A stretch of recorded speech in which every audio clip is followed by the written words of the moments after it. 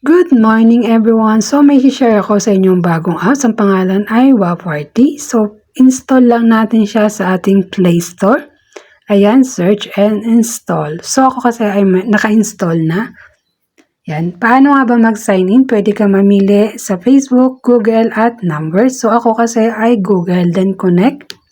Then search nyo nga po kung saan kayo bansa na i-connect ang inyong account. Yan. So, hanapin natin ang Pilipinas o PH. Then, confirm. So, once na na-confirm mo na, dito ang kanyang form. Hi, welcome to WaParty. Ayan, isi-set natin yung ating birthday. Once na ma-set, click nyo lang po kung male or female kayo, then submit. Once na submit, enter WaParty and turn on nyo po yung kanyang permission, yung allow notification. So, turn on lang natin siya. And then, balik tayo sa application. At yun nga guys, ay na-open na natin ang ating WaParty apps. Then, click natin yung sign in. And then, confirm. So, ito yung dashboard niya guys.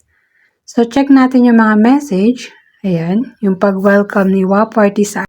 And then, check natin yung ating mga ibang notification pa. Hi dear, welcome to our apps. Ayan. So, ito yung aking dashboard. Yan, meron dyan wallet and task. Dito naman tayo sa next. Dito sa task, tingnan natin. Ito yung task nila guys, no? Meron dyan newbie task and then meron dyan daily task para makakuha tayo ng more backpack and more coins. So, ito yung mga task ni WaParty. So, hindi pa nga po pala ako naka-payout dito at isa rin po akong new user dito kay WaParty. So, kung nakikita nyo ay nangangapa pa. Nakikita nyo guys, ito yung ating dashboard. Ayan, nililibot ko pa at pinag-aaralan kung paano nga ba gagawin dito kay WaParty. So gusto ko lang i-share kung paano nga ba mag-sign in dito sa kanyang application. So yan guys. So kung gusto nyo po na mag-download, may nilagay po akong link dyan sa ating description para magawa nyo rin itong apps na to. So, hindi pa po ako nakaka-payout. Kung tatanungin nyo kung may proof na ako, wala pa po. So, once na nagkaroon na ako ng proof, pwede ko po yan i-share sa inyo once na na-claim ko na.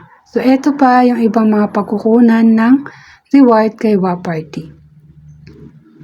So, nililibot ko pa at pinag-aaralan mabuti kung paano nga po ba ang gagawin ko dito. So, na nakikita nyo, meron na ako mga task reward na na-claim ngayon din araw na to dahil sa pagpasok ko at pag-enter dito kay WaParty.